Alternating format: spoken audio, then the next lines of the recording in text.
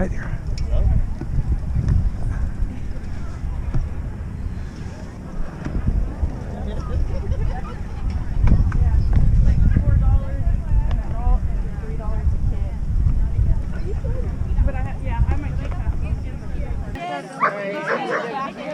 She did. Okay, I just don't know her dog name. Okay, so Vanessa, you are our medium dog winner. What's your dog's name? Ramirez. Ooh, I like that. Hey, Steve. Hi there. One sec here. Oh, no worries, no worries. Take your time. So this is a 2 mile run, or is it longer, or is It's it 2 and a 5. two? Okay, okay. All donations go to all the organizations that are here right now. All right. So the money will be divided up. We have lots of gifts and products. Do you see those green bags? Those, Yes. Those from the local Girl Scout troop. They made they made blankets for all the pets. And so we'll divvy those blankets up for all the different organizations also. Okay, so how many vendors do you have here? Do you have There's 10. Yeah, 10? I think Okay. so from the backside. And so the organizations who are here will be part of the donation. We spread everything around. There's a photo booth over there, and all those donations are going to be divvied up also. Lots of prizes. So how was registration? How was it? Yeah, Registration? numbers. Over 100. Pre-registration. Pre-registered. That doesn't include the ones that walked in. Okay, and you've guys been doing this for how long now? It seems like at least 10 years. It's been a while. Okay. Yeah, every year it's just a little bigger, a little bigger, a little bigger. Maybe they were. We have lots of prizes over there. Rubber Soul donated that bike. Oh, That's the big one. geez, yes. That's a nice one. And all the dogs walking around with yellow collars. Those are for Okay. adoption. And I know the fetching Mrs. Grusis would love to have another one. So your registrations have been growing each year? Ah, okay. Yes. Registration is growing. A lot of community interest. This year we have lots of student volunteers from different schools. I saw someone from the local swim team. I know the Girl Scout troop came out. So a lot of students are coming to participate also. All right. It is wonderful. So what do you do to advertise something like this? Felicia has done a lot online. Felicia and her right-hand lady is Darcy, the lady with the bright red hair. She does a lot of the advertising, a lot of social media, word of mouth. They've done TV spotlights in the morning, a lot of TV also. The connection that Felicia has with the community really helps a lot of word of mouth. Hey, cycling community, this is Steve Grusis, the Cycling Greek, and this is the first, hopefully the first of many, women athletics series that I'm going to be doing interviews. So if the first one goes good, then I'm going to get some more of you guys. Okay, good. This is Denise Ramirez, and she is part of the Pinnacle Women's Racing Team, part of Pinnacle Training Systems. Correct. Okay, and what you've seen earlier are a lot of dogs, because we're at the Pinnacle Pup Run, and we'll talk about that, rather than me just talking. Yes. So I want to back up. We were Pinnacle Women's Racing. We have been, so now we're Pinnacle Racing. Okay. Okay, just for the clarification. So yes, we are at Pinnacle Pup Run. This is our annual event. This is one of our biggest community outreach events that we do for our local shelters. You have about 10 vendors here, and of these 10 vendors, how many are from local shelters? They are all local organizations. Okay. They're all local ones. And so for those vendors who are here participating today, a lot of them have their pups that are available for adoption, and they will be part of our recipient pool for donations and food and cash going back to the pups. So I see the SPCA in here. I'm guessing you have a number of rescue groups here too. Oh, these are all rescue. We do have Elaine's Animal Inn, which is not a rescue, but they do provide boarding. We also have Nick Baird, who is a realtor, and he's one of our big supporters also. And so we have several, but yeah, these are all local organizations that are adoptable with adoptable pets. Oh, very cool, very cool. Okay, so let's talk about you. I first met you through the future Mrs. Cycling Greek, like 2001 or so, I think? Yes, yeah. Yeah, okay. And from what I remember, you've gone through some transformation since then. Yes. Okay. You are currently going for your PhD. Sure. Finish very, very soon. very, very soon. Okay. And that's going to be in, well, what's in it? It is education. Education? Yes, they'll qualify me for a position as a department chair in kinesiology if I choose to go that route. When did you start this path? So with like your baccalaureate degree? Oh, so talking about my educational background? Yeah. So I went back to school probably 45 years old. Okay. To get my kids through school, and once I started that pathway, I've been a student continuously ever since. And I'm 57 now, so... That's 12 years ago. Yeah, yes, Okay. a long student. So you started around 2007. Sure, yeah. Okay. Started at 44 years old. I got my AA, my bachelor's, my master's, single subject teacher credential, and now my doctorate. Talk about student loans. Student loans. So I've been very, very fortunate that I have been bartending this entire time up until last year, and bartending at a country club has paid for all of my education, except for this last year throughout the doctorate program. So I've been just taking out loans just for 1 year. Yeah, okay. So I'm very fortunate, and I know that. What led you to start on this educational path?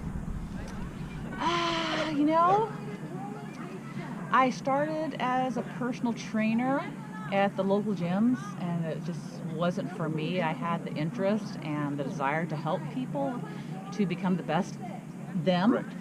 And the gym wasn't my thing. Because What year was that? Oh gosh, 2002, 1, somewhere around there. Okay. Long time ago. And so I had the certification to be a personal trainer, but it was a lot of sales.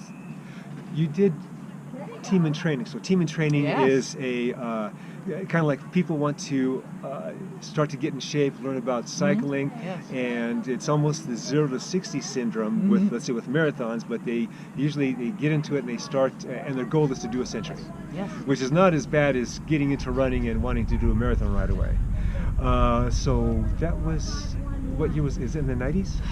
1999. Okay. 98 is when I was a team in training. And you Yeah. met the Fetch and Mrs. Cycling Greek Yes. soon Yes. thereafter. Okay. Yes, that is when I met her, yes. When did you get the racing bug? I got the racing bug through the coach through team and training. Okay.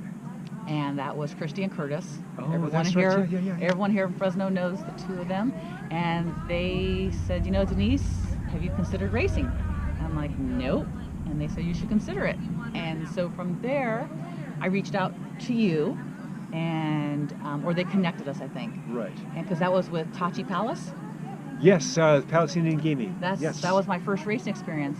And so I was on the B team. Okay. That was B. So I wasn't like really racing. I was still kind of learning myself. So that's going to be around 2002, 2003 That sounds or so? about right. yeah. Okay.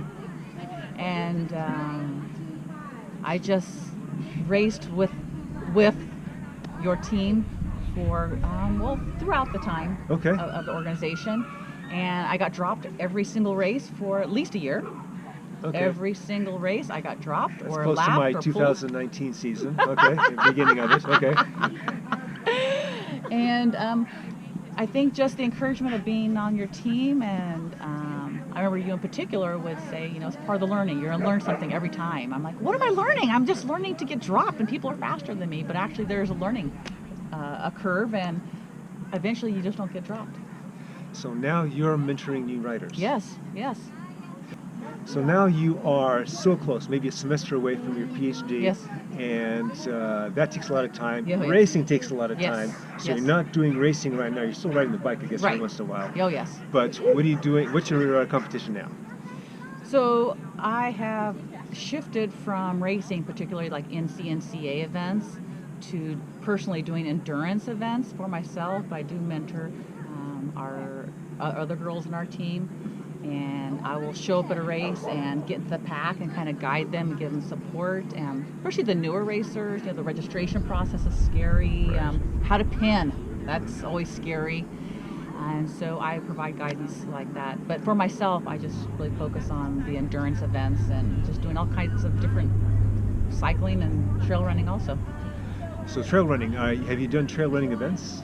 I have. I've started trail running last year, and I just came back from the Grand Canyon. I was there for 5 days about 3 weeks ago, and I did 3 half marathons in 3 days On the trail. on all trail in the Grand Canyon. It was pretty spectacular.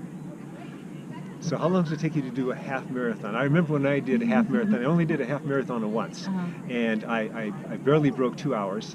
But how long does it take to do on a trail? It takes a lot longer. They say at least 40% longer because the terrain is all camber. You're going on rocks. In the Grand Canyon in particular, there were some parts that were so steep that you were like using your hands to get up. Okay. So the time was right. I don't even know my time actually. Okay. I don't even know. It's just a matter of finishing a racing, a trail run because I'm a cyclist who pretends to be a runner. I remember a lot of transformations were body transformations. Yes. You are so much leaner now Yes. and seemingly strong, visually stronger Yes. than way back when. Yeah. Yeah. Yeah, that comes from training and nutrition. They go together. Yeah. Copy that. You can go to the gym or train, and if you just put crap in your body, you get crap out. And so those two together. And I found out, being in the industry, kinesiology, that it's the sugars, anything that comes in a box are toxic for your system. And they show up, especially when you get to be my age. So that's why Our I'm age. so yeah. I'm 57, so I'm not far behind. Oh God, I remember when I was 57. Yeah, our age. But it does, right. You're at that 50-year mark and that 60-year mark. Those centuries are telling on our bodies. Yep. So I have a variety of motivations that keep me doing what I'm doing. What's your motivation? My motivation is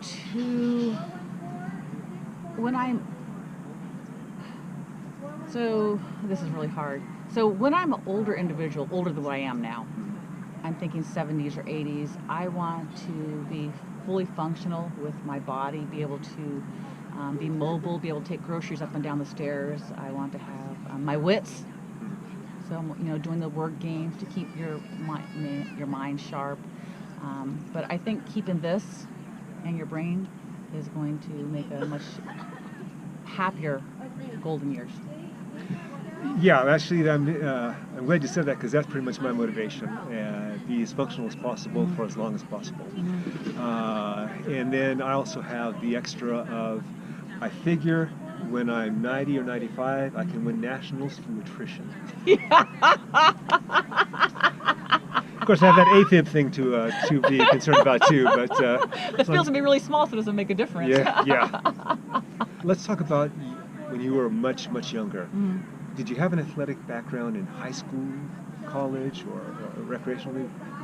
So that's a great question. I did play softball a little bit, but I was not very athletic. In my head, I wanted to be an athlete, but my body was pretty chunky, didn't allow me that. And those groups I wanted to participate with didn't include me because I didn't look the part, but I had the heart to do it. And my athleticism did not come out until late 30s, early 40s. Okay. I was a late bloomer. Okay. The reason I ask that is I'm guessing that you've encountered it with some of your clients or potential clients, and I certainly have with mine, that if they didn't have that early background in athletics, it was easy for them to get derailed later on with different things. It could be a time thing, and then they just said, I'll just maybe get to it later type of thing, or they've had experienced a devastating loss. I know you've had major losses, and you just kept going. It was hard, but yeah. Because if you don't, what else are you going to be? You're going to be big and 65, or you're going to be nice and trim Yes. and athletic at 65? Yes. Yeah. Well, let's look at it from what the team does from your perspective. Okay. And so you're on the board? Yes. Okay, you work with new writers. Yes. Position of the board you are is what? I am secretary. I've been the secretary for probably 7 years. Now, so does that mean at every meeting you got to take notes as to what's going on? Copious. Copious? amounts Okay. And accurate notes, and then transcribe them, then pass them off to the board, then pass them off to the team as needed. Okay, so I've always wondered about this. Is the secretary position like left field in baseball? The short straw gets it because of all the work involved? That could be, yeah. Okay. Yes. And I do all the follow-up, all the meeting minutes. I go through them probably once a week and make sure that everyone is doing what they've talked about doing. In order to be a successful organization, you have to have someone to push everything through. Because on paper, it's only as good as the paper goes to the next person. Right. So on the So, follow-through. so Pinnacle, not training systems, but Pinnacle Racing Yes. is a 501c3? Yes. C3? Yeah, Okay. we are a nonprofit. So for those of you not familiar with it, that means a lot of paperwork. That means that you are a state corporation, a nonprofit corporation, and that's a lot of paperwork. And I was doing that back when I had CSC racing team, and I hated that paperwork. If I'll do whatever paperwork it takes to make money. And so, for example, when I was doing the race promotion stuff, I was good with that. But I was so thankful I had registration person Sherry to do all that after the fact stuff. Because people still wouldn't be getting results if I was taking care of that. That's for sure. Yes, we have a great treasurer who does all of our taxes and our end of the year stuff. So we're very fortunate that we have a great cohesive board. We each have our own role, and we follow through with it really well. Ah, okay.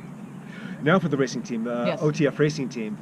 That's under the OTF Foundation, which is its own 501c3. And so I don't have any paperwork. So I was so glad I moved over there. So yeah, I just take care of the team, and yeah, it's pretty cool. It's pretty cool. Most of your members are, because it used to be you guys did a lot of bicycle racing. Yes, yes. Back then, but that's Yes. transitioned to Yes. what now?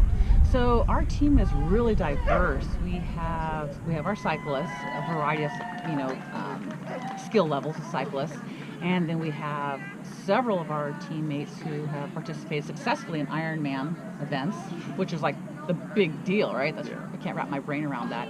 We have a lot of runners, and we have street and trail runners also. So we have really a variety of all athletes. So we hit all the events in the valley. I'm guessing that there's similarities with your team and my team in that you have probably a larger recreational contingent, and you have a smaller group of competitors. We have a lot of women who go out and compete. Okay. Absolutely. Oh, good on you. Yeah, for example, for our cycling team, we have road, we have mountain and cross, right? Okay. And then for running, we have several women who participated in the Cross City last week. All right. And then I do trail. And then we have the triathlon, so we have the women who do sprint, the Olympic, and the Ironman. So really, it's the gamut of all levels of competition. So you guys have a pretty sizable team. How many members in terms of the competing members that you think? 19 or 20. That's pretty good. Yeah, and we all are participating in events. Okay. The only time that there's a lag is young children, pregnancy, those kind of things. Right. But they still are active in the team. But yeah, we all compete at different levels. 20 is actually pretty darn good. It is really good. Pretty good. We Okay. have a very cohesive team. Is there anything else that you want me to ask about before we end this? Our community outreach and our organization, how we do a lot of volunteerism throughout the community. We just did a bike safety event for a school we're not even affiliated with. Okay. So we do a lot of outreach. We really do. A lot of people don't know that about us. Cool. Yeah. So hopefully she'll touch on that. You can market that out. Yeah. Definitely need to market that out. Okay. A little bit more, I think, but yeah, we do participate a lot. But yeah, school just reached out to me 3 weeks ago, said, hey, we're having a school carnival on the other side of Fresno. We do a bike safety fair. We're like, sure. So 5 of us went out there and did it. We have no kids over there. So we do those kind of things. And we donate every Christmas to an organization. We collect items and send them out. Well, thank you very much for this interview. Yes. And the Pinnacle Pup Run is winding up right now, and that means that you're going to have to Break everything down and clean up. Well, thank you very much. All right. Steve, thank you. Thank you. My pleasure. And we'll do this again. And remember, and keep in mind, don't bug me about her contact information. She's married. And as always, comment, like, subscribe. Let me know what you think about this. The Cycling Greek.